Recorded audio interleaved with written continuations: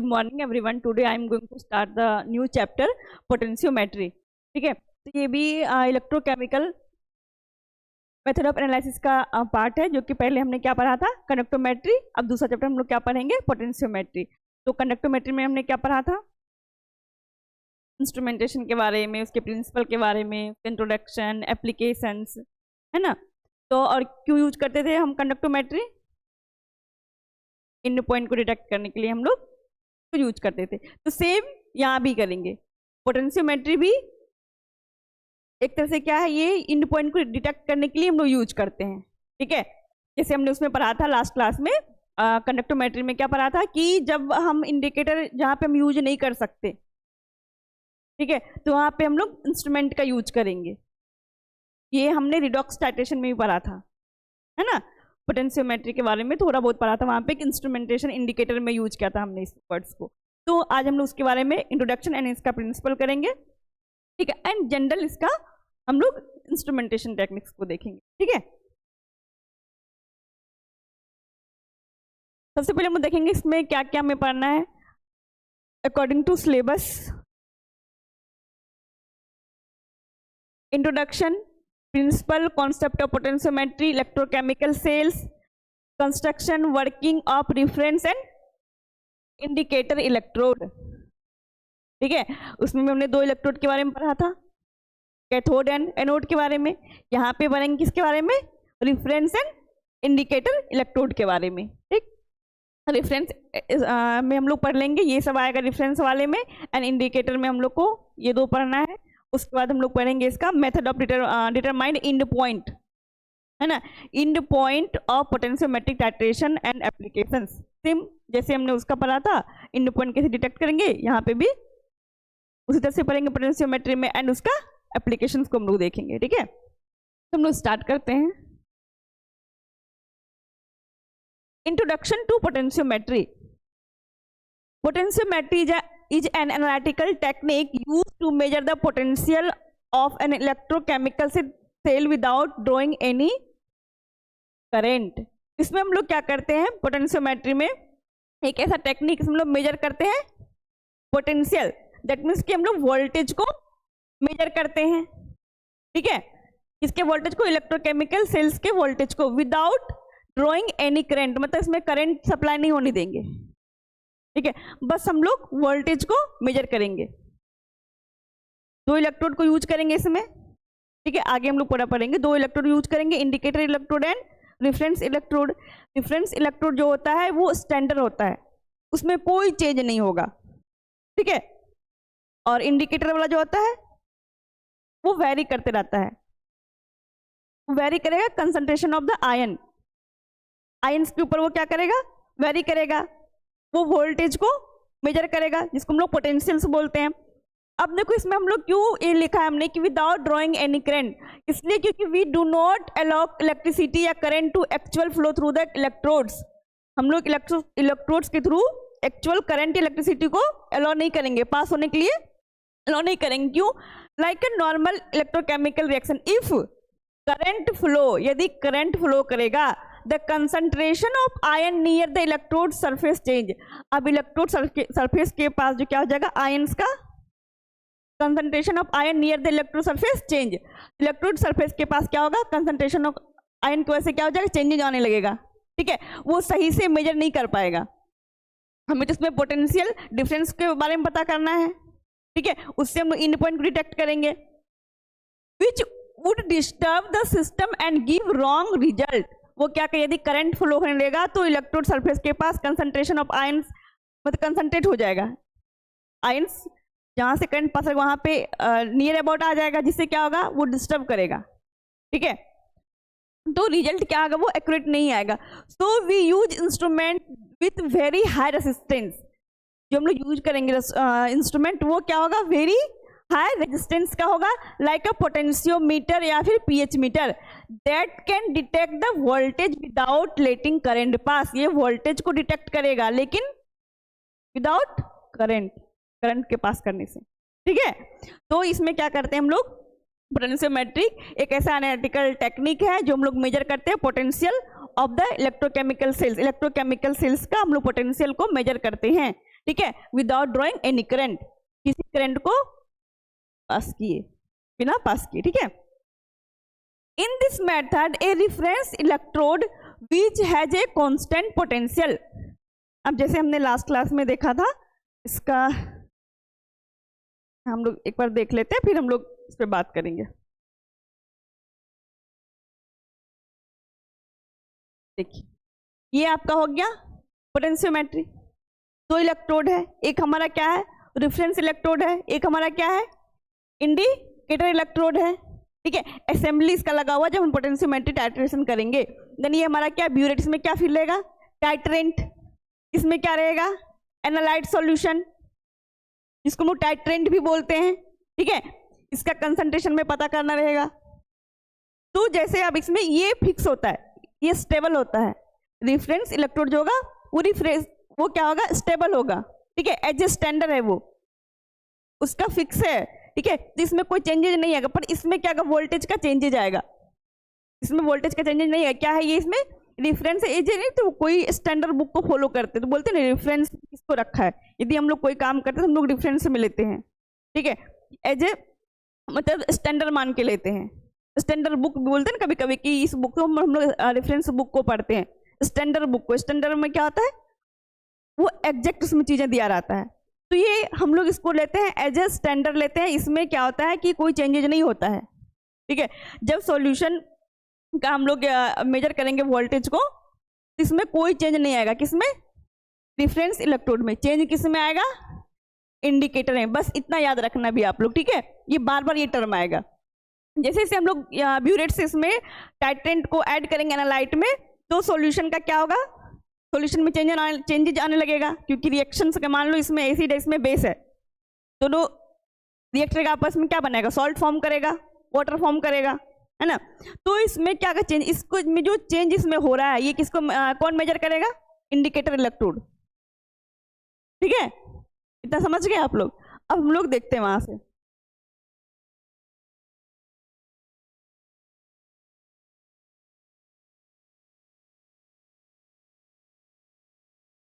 In this method a reference electrode which has a constant potential, उसका potential क्या रहेगा constant रहेगा, वो वेरी नहीं करेगा, पोटेंशियल दैट मीन्स वोल्टेज, ठीक है।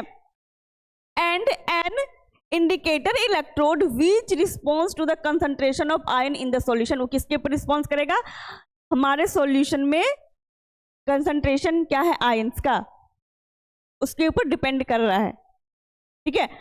वोल्टेज या पोटेंशियल का घटना बढ़ना इंडिकेटर इलेक्ट्रोड जो किस पे डिपेंड करेगा कंसंट्रेशन ऑफ आयंस के ऊपर।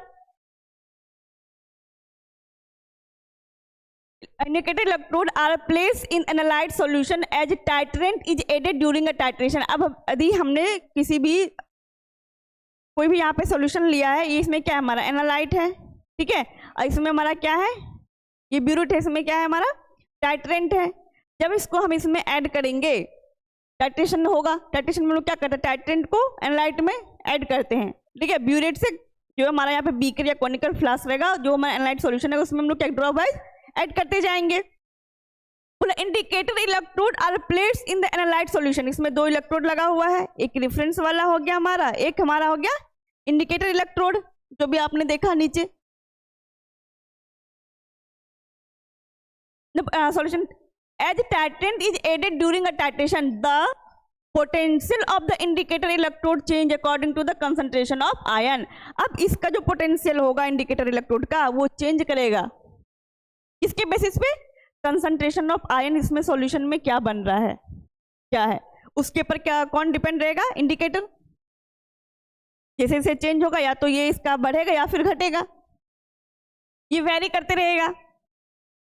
Bye plotting electrode potential against the volume of titrant added. अब यहाँ पे हम लोग क्या करते हैं, इसके बाद हम लोग ग्राफ बनाते हैं, ठीक है। जैसे हमने देखा था क्लास में, यदि हमने आप लोगों ने याद होगा आप लोगों को, तो आपने देखा होगा कि हमने इधर इस साइड में रखा था कंडक्टेंस को, है ना। इधर कंडक्टेंस इधर लिखा था हमने वॉल्यूम एडेड बाय जो हमारा ऊपर में टाइट्रेंट रहेगा, तो जो सॉल्यूशन रहेगा उसका हम लोग यहाँ पे मेंशन कर देते हैं। तो इससे पहले हमने जब पढ़ा था इसमें न्यूट्रलाइजेशन कर्व में, तो यहाँ पे हमने पीएच को डिनोट किया था, ठीक है। यहाँ पे हम किसकी बात करेंगे पोटेंशियोमेट्री पर है ना, तो पोटेंशियोमीटर की बात करेंगे यहाँ पे, ठीक है, पोटेंशियल की। उसको इधर हम लोग लिखते हैं एंड इधर पे हम लोग क्या करते हैं, यहाँ पे हम लिखेंगे कितना हम लोग ऐड कर रहे हैं, ठीक है। तो पोटेंशियल के इधर पोटेंशियल लिखाएंगे और इधर क्या लिखाएगा, वॉल्यूम एडेड टाइटन, जो भी टाइटन रहेगा उसको वॉल्यूम को यहाँ पे हम लोग नोट डाउन करेंगे। उसके अगेंस्ट में क्या करेंगे हम लोग, ग्राफ प्लॉट करेंगे पोटेंशियल वर्सेस वॉल्यूम के अगेंस्ट में, ठीक है। इसमें भी यही होगा कि जैसे ही इंड पॉइंट हमारा आएगा तो शार्प चेंज दिखेगा, ये मैंने लास्ट क्लास में पढ़ा है ना। जैसे वोल्टेज का सॉरी वहां पे क्या था, कंडक्टेंस था, ठीक है। तो वहां पे क्या होता है कि शार्प चेंज दिख रहा था कंडक्टेंस में, यहाँ पे पोटेंशियल में शार्प चेंज दिखेगा। We can determine the end point of the titration very accurately even when no visible indicator is present। यदि हमारे पास कोई इंडिकेटर विजिबल प्रेजेंट नहीं है तो हम लोग यहाँ पे फिर भी इस मेथड के थ्रू एंड पॉइंट को एक्यूरेटली मतलब डिटेक्ट कर सकते हैं, ठीक है। तो इसमें भी वही चीज रूल्स लागू होगा कि जब हमारा ग्राफ में सडन चेंजेज आ रहा है उस टाइम लोग क्या मान लेंगे उसको, एंड पॉइंट। और इसमें क्या होता है, एक्यूरेट रिजल्ट देता है। विजुअल इंडिकेटर, जो विजुअल इंडिकेटर्स को बोल, जो हम लोग केमिकल्स को ऐड करते थे, जैसे फिनफ्थलीन हो गया, मिथाइल ऑरेंज हो गया, मिथाइल रेड हो गया, ये सब क्या था, हम लोग इंडिकेटर को यूज कर रहे थे वहाँ पे। पर यहाँ पे इंडिकेटर को यूज करने की कोई जरूरत नहीं है हमें, हम लोग वोल्टेज के बेसिस पे हम लोग क्या करें, इसको मेजर कर डिटरमाइन कर ले रहे हैं, ठीक है। अब लोग इसके कॉन्सेप्ट या फिर प्रिंसिपल ऑफ पोटेंशियोमेट्री की बात करेंगे। Potentiometric titration measure the given analyte concentration, इसको मेजर करता है जो एनालाइट कंसंट्रेशन है उसको हम लोग मेजर करते हैं पोटेंशियोमेट्रिक टाइट्रेशन के थ्रू। In potentiometric titration 2 electrode are generally used. कितना इलेक्ट्रोड यूज होता है, तो हमने देखा था, अभी बताया था इस फिगर्स में, कितना इलेक्ट्रोड था, 2 इलेक्ट्रोड था। One is the reference electrode and the other is the indicator electrode. एक हमारा क्या था, रिफरेंस इलेक्ट्रोड था, दूसरा क्या था, इंडिकेटर इलेक्ट्रोड था। In the potentiometric titration the potential variation that exist between these 2 electrode are generally measured. अब कितना वेरिएशन हो रहा है, चेंजेज हो रहा है पोटेंशियल का, उसको क्या करता है, ये मेजर करता है, ठीक है। उसी से हमें क्या पता चलेगा, एंड पॉइंट पता चलेगा।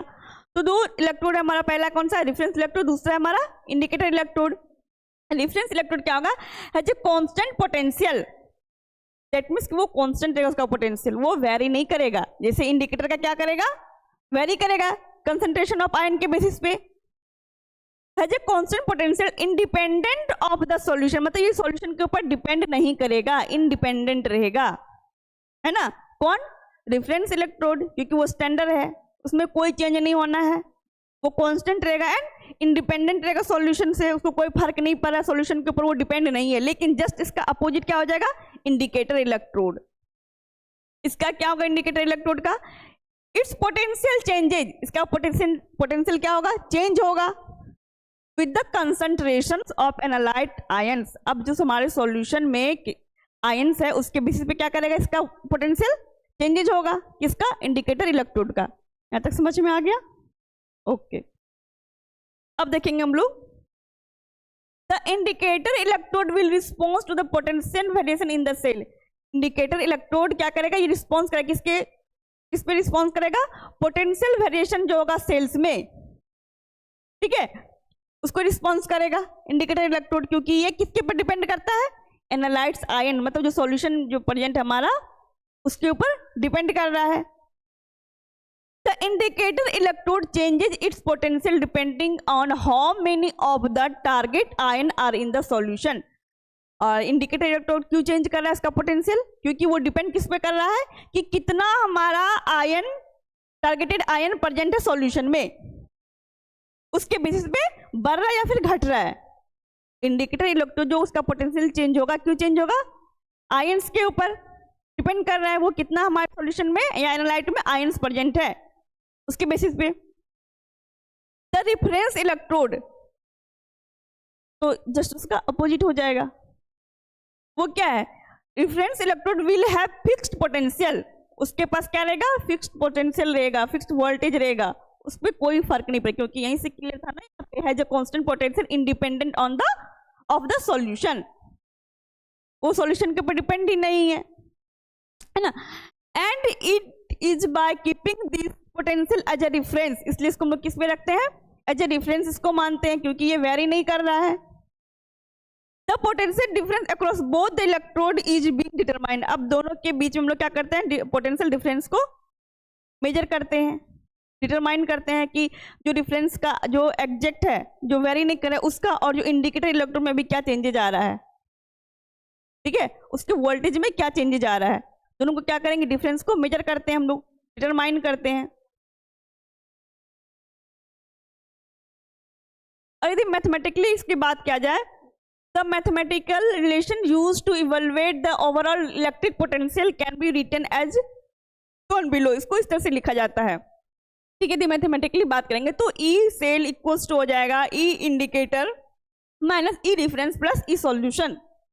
तो वेरा ई इंडिकेटर रिप्रेजेंट करता है इंडिकेटर को, इंडिकेटर इधर इंडिकेटर इलेक्ट्रोड पोटेंशियल है, इलेक्ट्रोड पोटेंशियल किसका करेगा, इंडिकेटर इलेक्ट्रोड्स का, एंड रेफरेंस वाला किसका करेगा, difference electrode potential, difference electrodes का इलेक्ट्रोड पोटेंशियल को बताएगा। सॉल्यूशन किसको बताएगा, corresponds to the potential drop या वोल्टेज डिफरेंस को बताएगा, ये किसको बताएगा, वोल्टेज डिफरेंस को बताएगा कि अब एनालाइट में सॉल्यूशन में पहले क्या था, जैसे ही सॉल्यूशन जब हमारा रिएक्ट करे टाइटन को ऐड करने के बाद अब क्या वोल्टेज इसका आ रहा है ना, तो वो पोटेंशियल का बढ़ रहा है घट रहा है, ठीक है, उसको बताएगा। बोल रहा है corresponds to the potential drop voltage या difference in the analyte solution across between the two electrodes, दोनों के बीच में क्या चेंजेस आ रहा है ना। The potential difference across the cell that is E cell, अब ई सेल क्या होता है, the potential difference across the cell that is E cell, E cell बोल लेंगे हम लोग तो total voltage of the cell, E cell क्या होता है, total voltage of the cell is measure at each interval. अब इसमें क्या टोटल वोल्टेज जब से लगा हम लोग इच इंटरवल पे मेजर कर, जैसे हमने वो कंडक्टोमेट्री में बताया था कि जैसे हम लोग टाइटन को ऐड करते हैं हम लोग नोट डाउन करते जाते हैं, है ना, तभी तो हमें पता चलेगा साफ चेंजेस कब हो रहा है, तो ग्राफ प्लॉट करेंगे, ठीक। Whenever the titrant is added, जब हम लोग टाइटन को ऐड करते हैं तो इच इंटरवल पे हम लोग क्या करते हैं, मेजर करते हैं। The ion in the electrolyte solution are in contact with the indicator electrode, जो आयन किसके कांटेक्ट में आएगा, इंडिकेटर इलेक्ट्रोड्स के में आएगा, क्योंकि इंडिकेटर इलेक्ट्रोड ही तो डिपेंड है सॉल्यूशन के ऊपर, हमारा एनालाइट आयंस के ऊपर। The value of the total potential difference E cell is mainly depend on the concentration of these ion, जो वैल्यू होगा टोटल पोटेंशियल डिफरेंस का किसके ऊपर डिपेंड करेगा, कंसंट्रेशन ऑफ आयन के ऊपर।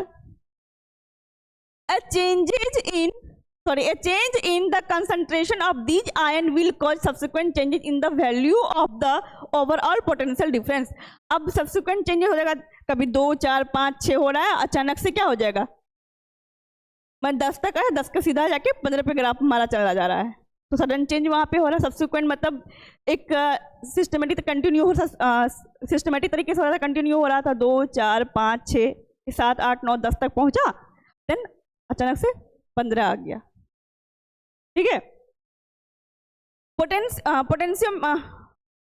Potentiometric titration will measure this value of the total potential difference which is obtain through the titrant addition. और हम लोग पोटेंशियल डिफरेंस कैसे आएगा, वैल्यू कैसे हम लोग मेजर करेंगे, कैसे आएगा ये, by the addition of titrant, क्योंकि टाइट्रेंट ऐड करेंगे तो पता चलेगा ना कि इसमें क्या चेंजेस हो रहा है, नहीं तो नॉर्मल यदि बस रखा एक सॉल्यूशन हमारा रखा रहेगा तो वो कुछ एक्टिविटी नहीं करेगा। जब दूसरा उसमें ऐड कर रहे हैं हम लोग, रिएक्शन हो रहा है हमारे सॉल्यूशंस में, देन वो क्या कर रहा है, इंडिकेटर इलेक्ट्रोड उसके ऊपर डिपेंड है, वोल्टेज को वहां से वेरी कर रहा है, ठीक है। देन हम लोग उसके क्या करते हैं, उसके डिफरेंस को निकालते हैं।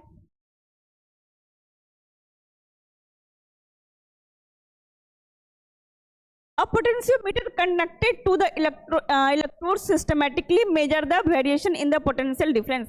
जो अब पोटेंशियोमीटर जो कनेक्टेड किससे रहेगा, इलेक्ट्रोड से कनेक्टेड रहेगा, जैसे कंडक्टोमीटर किससे, इलेक्ट्रोड से था ना, कैथोड एनोड वाला था हमारा दो, तो उसके बाद क्या था, हम लोग एक वायर लगा के इसको ऐड कर दिए थे, बॉक्स जैसा बना हुआ था।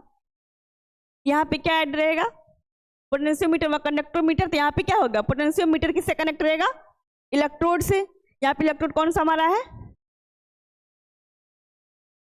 Reference and indicator electrode.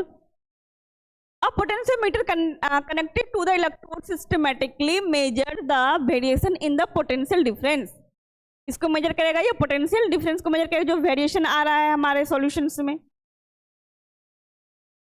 वो कौन वो कर रहा है, जो डिफरेंस आ रहा है पोटेंशियल का, कौन वो कैरी कर रहा है, indicator electrode. A graph can be constructed using these measured values and the added volume of the titrant. अब हम लोग ग्राफ कंस्ट्रक्ट करेंगे, ग्राफ को प्लॉट करेंगे, ठीक है, यूजिंग दीज मेजर वैल्यू, जो वैल्यू हमारा आ रहा है हमारे पास, जो हम डिस्प्ले पे दिखेगा ना वैल्यू कितना आ रहा है, 2 4 5 6, ठीक है, तो वैल्यू को हम लोग नोट डाउन किया. अब हम लोग क्या करेंगे, उसको ग्राफ प्लॉट करेंगे.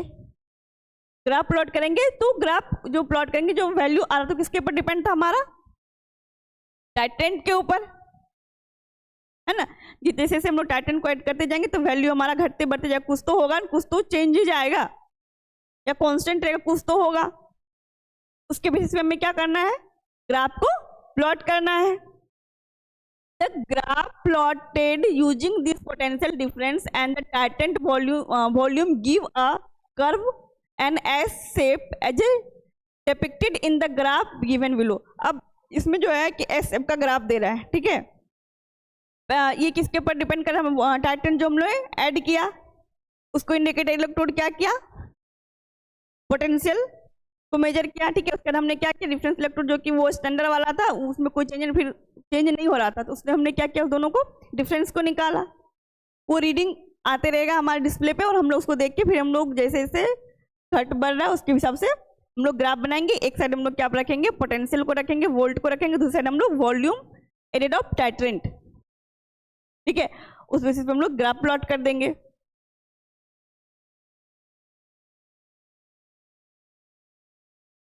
इसका प्रिंसिपल जो है इस पे भी डिपेंड करता है.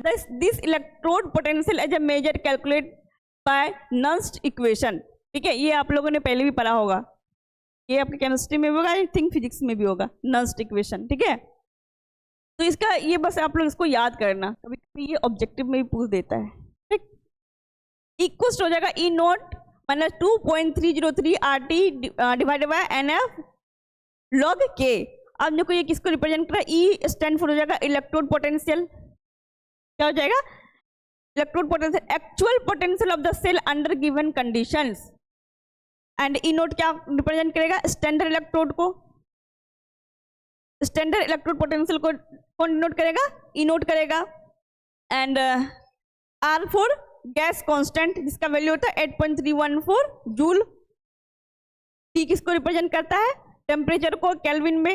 एन किसको रिप्रेजेंट करेगा, number of electron transfer in the reactions, कितना इलेक्ट्रॉन का ट्रांसफर हो रहा है, ठीक है. ये हम लोग आगे भी पढ़ेंगे इलेक्ट्रॉन का ट्रांसफर कैसे हो रहा है जब हम लोग कंडक्टिविटी सेल्स पढ़ेंगे, ठीक है, उसमें हमें समझ में आ जाएगा. F for the Faraday constant, K for the equilibrium potential for the half cell reaction as equilibrium law. ये हाफ सेल रिएक्शन भी हमें वहीं समझ में आएगा कंडक्टिविटी सेल्स में, ठीक है. अब हम इंस्ट्रूमेंटेशन की बात करेंगे तो ये जनरल इंस्ट्रूमेंटेशन है, हम लोग आगे फिर से इसको नेक्स्ट क्लास में डिटेल से पढ़ेंगे, ठीक है. अब इंस्ट्रूमेंटेशन देखें, इसमें कौन कौन सा पार्ट होता है, इंडिकेटर इलेक्ट्रोड होगा, ठीक, डिफरेंस इलेक्ट्रोड होगा, एनालाइट, टाइट्रेंट एंड पोटेंशियोमीटर जो मेजर करेगा. अब तो इससे क्लियर हो गया इंडिकेटर इलेक्ट्रोड का क्या रोल रहता है, वो इंडिपेंडेंट रहता है सॉल्यूशंस के ऊपर एंड पोटेंशियल को मेजर करता है, ठीक है. डिफरेंस इलेक्ट्रोड क्या होता है, स्टैंडर्ड होता है, ये सॉल्यूशन के ऊपर डिपेंड नहीं होता, ये कांस्टेंट होता है, फिक्स इसका पोटेंशियल होता है. इतना तो आप लोग को क्लियर है, ठीक है. और एनालाइट तो आप लोग को पता है जिसका कंसंट्रेशन हमें निकालना होता है. टाइट्रेंट जो स्टैंडर्ड सॉल्यूशन होता है, ठीक है, इसके थ्रू नोन कंसंट्रेशन वाला सॉल्यूशन जो रहेगा जिसको यूज करके हम लोग अननोन का कंसंट्रेशन पता करेंगे. एंड पोटेंशियोमीटर का क्या काम रहेगा, दोनों के पोटेंशियल को मेजर करना. क्लियर है, ओके.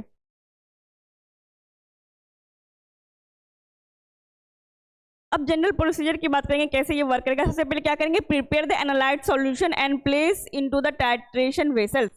हम लोग जैसे कि बीकर ले लिया, हमने एनालाइट को प्रिपेयर किया और हमने क्या किया, बीकर में उसको रख दिया. Then insert the reference and indicator electrode into the solution. अब मान लो ये हमारा बीकर है, ठीक है, इसमें हमने सॉल्यूशन को रखा, इसमें हमने 2 इलेक्ट्रोड को प्लेस कर दिया, ठीक। Start adding the titrant slowly while steering. अब हम लोग क्या किया, यहाँ पे एक मैग्नेटिक स्टेरर को रख दिया, ठीक है, ताकि वो जैसे हमने कंडक्टोमीटर में रखा था तो वो क्या करे, तो वाइब्रेट हो और ऑटोमेटिक वो मिक्स होता जाए। हमारा जो टाइट्रेंट ऐड हो रहा है एनालाइट में, ऑटोमेटिक क्या होता रहे, यहाँ पे मिक्स होता रहे। तो अब इसमें हम लोग क्या करेंगे, टाइट्रेंट को ऐड करेंगे, ठीक। Record the potential changes regular interval और कंटिन्यूसली। अब जो यहाँ ये जो हम ये पोटेंशियोमीटर से ये जुड़ा हुआ है, यहाँ पे देखेंगे हम लोग क्या क्या चेंजेज आ रहा है, उसको हम लोग रिकॉर्ड करते रहेंगे, क्या डिस्प्ले पे कितना शो कर रहा है, ठीक है, उसको हम लोग क्या करेंगे, रिकॉर्ड करेंगे, पोटेंशियल चेंजेज को रेगुलरली करेंगे। उसके बाद हम लोग क्या करेंगे, जब हमने इसको नोट डाउन कर लिया, रिकॉर्ड क्या हुआ, जो पोटेंशियल डिफरेंस आ रहा था, देन हम लोग क्या करेंगे, एक ग्राफ को प्लॉट करेंगे, electrode potential versus volume of titrant added. इधर किसको रखेंगे, पोटेंशियल को रखेंगे, इधर वॉल्यूम को रखेंगे, है ना। अब जैसे से चेंज आते हैं क्या, वैसे हम लोग इसको प्लॉट कर लेंगे। The end point of the titration is the point eight which analyte has completely reacted with the titrant. And point कब आएगा, जब एनालाइट हमारा कंप्लीटली रिएक्ट कर जाएगा टाइट्रेंट से, उसके बाद ही तो एंड पॉइंट आता है, क्योंकि जिस टाइम मोल इक्वल्स रहेगा उस टाइम तो इक्विवेलेंस पॉइंट आता है हमारा।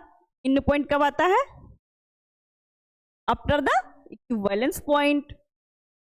It is indicated by the sharp change in the potential difference on the titration curve।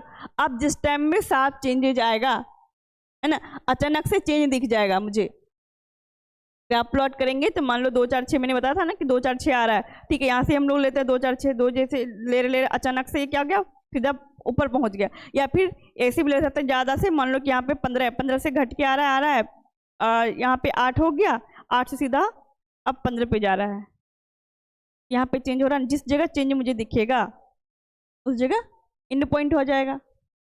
समझ में आ गया पोटेंशियोमेट्री। तो बस इसमें हम जनरली क्या करते हैं, इंडिकेटर की जगह पे यहाँ पे क्या यूज करेंगे, पोटेंशियोमीटर को यूज करेंगे, ठीक है, एंड पॉइंट डिटेक्ट करने के लिए। और इसके पहले हम लोग कंडक्टोमेट्री में कंडक्टोमीटर को यूज करते थे। तो इतना कॉन्सेप्ट याद रखना है हमें कि जब कोई भी इंडिकेटर यूज नहीं होगा हमारे एनालाइट में, ठीक है, जब इंडिकेटर के थ्रू या फिर एक्यूरेट रिजल्ट हमारा नहीं आ रहा है, मैनुअली जो कर रहा है, तब हम लोग इंस्ट्रूमेंट को यूज करेंगे। केमिकल्स को ऐड करके जब हमारा रिजल्ट नहीं आ रहा है, देन हम लोग क्या यूज करेंगे, इंस्ट्रूमेंट को यूज कर सकते हैं। या फिर यदि इंडिकेटर से हमारा केमिकल इंडिकेटर से आ भी रहा है तो एक्यूरेट नहीं आ रहा है, ठीक है, तो देन हम लोग किसको फॉलो करेंगे, इंस्ट्रूमेंट को। हम मिस्टेक कर सकते हैं पर इंस्ट्रूमेंट तो मिस्टेक नहीं कर सकता यदि वो कैलिब्रेटेड है। तो कि यदि हम लगा रहे हैं कोई भी वर्क कर रहे हैं इंस्ट्रूमेंट के, तो सबसे पहले हम लोग क्या करते हैं, इसको कैलिब्रेशन करते हैं, कैलिब्रेट देखते हैं कैलिब्रेट है या नहीं, ठीक है। तो इससे हमें क्या आ जाएगा, एक्यूरेट रिजल्ट आ जाएगा, एंड पॉइंट पता चल जाएगा। एंड पॉइंट पता चल गया तो देन हम लोग क्या करते हैं, उसके बाद क्या कंसंट्रेशन पता कर लेते हैं। यदि नॉर्मलिटी या फिर मोलरिटी है तो नॉर्मलिटी रहेगा तो N1V1, एंड मोलरिटी रहेगा तो M1V1 के थ्रू निकाल लेंगे, ठीक है। Thank you. नेक्स्ट क्लास से हम लोग नेक्स्ट का देखते हैं, ठीक है।